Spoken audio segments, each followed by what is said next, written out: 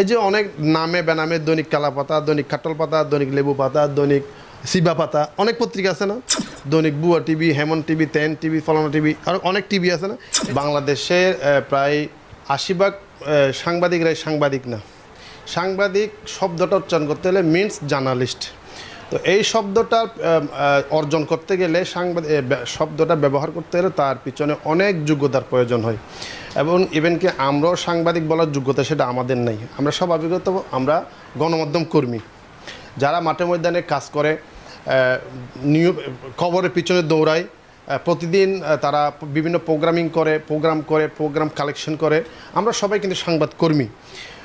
সাংবাদিক এবং সংবাদ মিনস জার্নালিস্ট এই শব্দটা ব্যবহার করতে গেলে তার পিছনে কিছু যোগ্যতার প্রয়োজন আছে, কিন্তু সার্টিফিকেটের প্রয়োজন আছে, তারাই সাংবাদিক বলতে পারবে। মূলত আমরাও সাংবাদিক না। তো আমাদের ভিতর এখন বর্তমান যুগ উপযোগী দেখা যাচ্ছে বেশিরভাগ 5ই আগস্টের পরে বিভিন্ন পেশা থেকে এসে তারা সাংবাদিক বনে যাচ্ছে, দিনে দিনে রাতারাত সাংবাদিক বনে যাচ্ছে। পিছনের ইতিহাসগুলো যদি আমরা একটু তাকাই দেখি, দেখা যায় কেউ ডিবির ক্যাশিয়ারগিরি করে এবং সে পুলিশের গাড়ি চালাইতো, সে কি করছে, তার সাথে বড় অফিসারদের সাথে সম্পর্ক আছে, সে সোজগিরি করছে, পরে গিয়ে বিভিন্ন জায়গা থেকে টাকা কালেকশন করছে ডিবির নাম দিয়ে, এবং ডিবির নাম দিয়ে টাকা কালেকশন করতে করতে তার সাথে আমাদের কিছু সংবাদকর্মীদের মাধ্যমে তাদের সাথে ঘনিষ্ঠতা হয়, বন্ধুত্ব হয়, সেই সুবাদে সে সাংবাদিক হয়ে গেছে। শুধু সাংবাদিক না, সাংবাদিক বলে ভুল হবে, সে একটা পোর্টালের চেয়ারম্যান। এখন দেখেন, আমি আরেকটু সামনের দিকে যাচ্ছি, সাংবাদিক খুব কম, রিপোর্টার, স্টাফ রিপোর্টার এগুলো নাইই, ক্যামেরাম্যান নাইই। একদম এখন ক্যামেরাম্যান, ফটো জার্নালিস্ট এবং রিপোর্টার, স্টাফ রিপোর্টার, বিশেষ প্রতিনিধি, আমরা যে পদগুলো আমরা দেখে আসছি, এখন আপনি খুঁজেন কাউকে পাবেন না, সবাই বুড়ো অথবা সম্পাদক, চেয়ারম্যান। এক একটা পোর্টাল, এক একটা পেজ, এক একটা পত্রিকার নামে বেনামে সবগুলো সম্পাদক। তো এরকম অনেক সোর্স, ক্যাশিয়াররা দেখা যাচ্ছে একটা পোর্টাল করছে, সেই চেয়ারম্যান, একটা পত্রিকার সম্পাদক। তো এখন দেখা যায় কেউ ক্যাশিয়ারগিরি করে সাংবাদিকতা চলে আসছে, 100 টাকা দিয়ে একটা কাট করছে। আবার কেউ জোতা ব্যাপারী, সে রাতারাতে কি হয়ে গেছে, সাংবাদিক হয়ে গেছে। আবার গাঁজা ব্যাপারী, গাঁজা নিয়ে ধরা গেছে, পাথরদান একটা নজির আছে যে 5 কেজি গাঁজা নিয়ে গ্রেপ্তার হয়েছিল, নাম ফারুক, আমি নামটাও বলি, সেও সাংবাদিক। সে একসময় সিএনজি চালাইতো, কাউকে ড্রাইভিং লাইসেন্স বানাই দিত, গাড়ির কাগজপত্র বানাই দিত, সেও আসে একসময় সাংবাদিক হয়ে গেছে। যাই হোক, আমরা এখন দেখতে পাচ্ছি বিভিন্ন জায়গা থেকে, বিভিন্ন পেশা থেকে উঠে এসে সচরাচর সে সাংবাদিক হয়ে গেছে। আমার সমস্যা নেই, সমস্যা এক জায়গায়। সাংবাদিকতা একটি মহান পেশা, সাংবাদিকতা একটি পবিত্র পেশা। শহীদের কলমের কালি, সাংবাদিকদের কলমের কালি শহীদের রক্তের চেয়েও পবিত্র একটি প্রবাদ আছে। সেই প্রবাদকে, সেই পেশাকে অপবিত্র করছে কিছু অপসাংবাদিকতা, যারা সাংবাদিক না, আমি সাংবাদিক দেখে বলতেছি না, তাদেরকে ভুয়া সাংবাদিক বলে ভুল হবে। সাংবাদিকের আগে ভুয়া লাগবে কেন? যারা ভুয়া সাংবাদিক এবং অপসাংবাদিক বলতেছে, আপনি দেখবেন তারা যখন কোথাও বসবে বড় বড় গল্প করবে, আড্ডা দিবে, আমি এমন, আমি তেমন, আমার এই 2টা পত্রিকা, 3টা পত্রিকা, 4টা পত্রিকা, গল্প করবে। তাদের গাড়ি বাড়ি অট্টালিকা অনেক কিছু, কিন্তু পিছনে দেখা যায় তাদের একটা নিউজই নেই। ন্যূনতম যদি কোনো গণমাধ্যম কর্মী হয়, সাংবাদিক যদি হয়, তাদের বাসায় সাংবাদিক বলে, আমি আমার বাসায় সাংবাদিক বলতে পারবো না, তাদের প্রতিদিন অন্তত একটা বাইনামে নিউজ থাকতে হবে, বাইনামে তার নামে নিউজ থাকতে হবে। সেটি হোক অনলাইন একটা পত্রিকা, সেটি হোক একটি ফেসবুক পেজ, অসুবিধা নেই। কারণ এটি আমাদের সোশ্যাল মিডিয়া, এই সোশ্যাল মিডিয়াটা এমনভাবে প্রচার হয়ে গেছে, একটা প্রথম আলোর চাইতে বাংলাদেশ পর্যন্ত থেকে সোশ্যাল মিডিয়াটা এখন আগিয়ে আছে। কারণ আমরা সকালে ঘুম থেকে উঠি, আমরা ফেসবুকটা দেখি, ফেসবুকটা হচ্ছে মেন আসল পত্রিকা। অন্তত সে একটা ফেসবুক পেজেও তার নামে একটা নিউজ থাকতে হবে।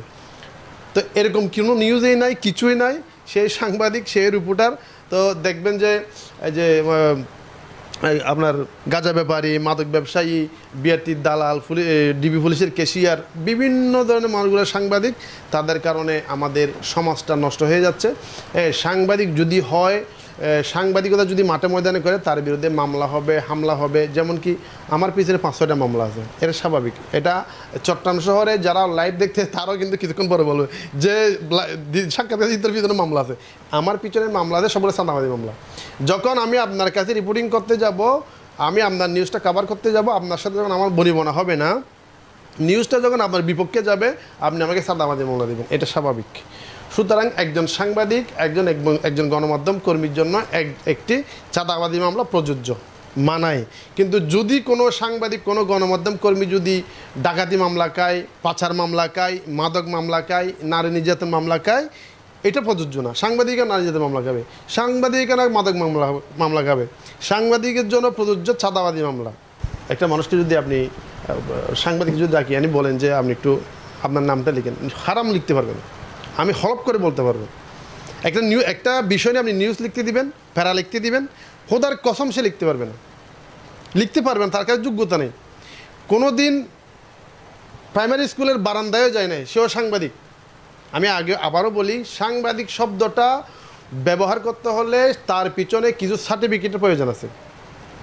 এক নম্বর, যারা জার্নালিজম পাস করছে বিশ্ববিদ্যালয় থেকে, বিভিন্ন ইউনিভার্সিটি থেকে, তারা সাংবাদিকতা ব্যবহার করতে পারবে, এটা তার জন্য প্রযোজ্য। আমি জার্নালিজমে পাস করি নাই, প্রাইমারি স্কুলে ক্লাস 5 পর্যন্ত আমি সাংবাদিক ব্যবহার করতে পারবো না। আর দেখেন, আমরা সাংবাদিক বলতে অনেকেই সাংবাদিক বলতে সাংবাদিক কই, দন্তিয়া স ময় ব আকার, সাংবাদিক। আমি সাংবাদিক করে দিই, এরকম একটা বিষয় উচ্চারণ করে।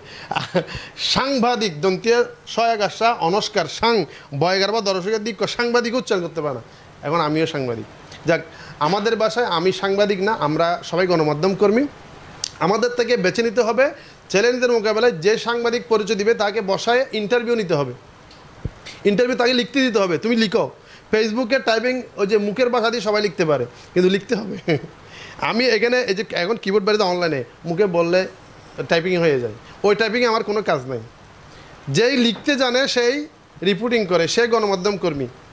আর সাংবাদিকতা হলে ওকে প্রথমত সাংকেতিক লেখা তাকে আগে বুঝতে হবে।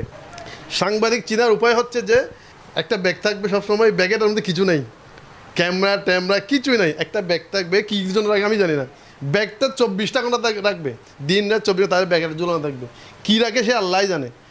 আর তারা বড় বড় আড্ডা দিবে, গালবাজি করবে। আপনি যদি বলতে আপনার একটা নিউজ দেখি ভাই, আপনি কোন হাউসে কাজ করেন, হাউসের নামে আপনি হাউস কাকে বলে সেটাও জানে না, অনহন প্রতি কাজ করেন, তখন বুঝবে আপনি কোন হাউসে কাজ করেন, সে বুঝবে না, জানবে না, কারণ সে কাজ করে না। সে দালালদের সাথে হাঁটে, সে মোটরসাইকেল চালানোর জন্য প্রেস লাগাইছে, সে নিজে বাঁচানোর জন্য সাংবাদিক ব্যবহার করতেছে। এখন আপনি সাংবাদিক চিনার উপায় একটাই, আগে বসা তাকে ইন্টারভিউ নেবেন, কথা বললে আপনি বুঝতে পারবেন যে সে সাংবাদিক কিনা।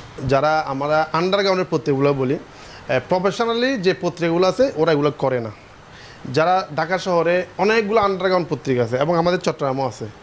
এই যে অনেক নামে বেনামে দৈনিক কালা পাতা, দৈনিক কাটল পাতা, দৈনিক লেবু পাতা, দৈনিক সিবা পাতা, অনেক পত্রিকা আছে না, দৈনিক বুয়া টিভি, হেমন টিভি, তেন টিভি, ফলানা টিভি, আর অনেক টিভি আছে না। এই টিভিগুলো পাতাগুলো আমরাই নষ্ট করতেছি। আমরা 100 টাকা দিয়ে আন্তর্জাতিক কাঠ কিনে আনে তাকে ধরাই দিচ্ছি। এটা হচ্ছে দোষ তাদের না, দোষ যারা মালিক পক্ষ, যারা হাউজের মালিক, যারা কষ্ট করে একটা ওয়েবসাইট করছে, যারা পত্রিকায় প্রিন্ট করে, তারাই কিন্তু এগুলো তারাই দেয়। যত সংগঠন সাংবাদিকের সংগঠন বাড়তেছে তত সাংবাদিক নির্যাতন হচ্ছে, মায়ের খাচ্ছে। বাধা দেওয়ার মতো কেউ নেই, প্রতিবাদ করার মতো কেউ নেই। কারণ কেন জানেন, সংগঠন বাড়াতে।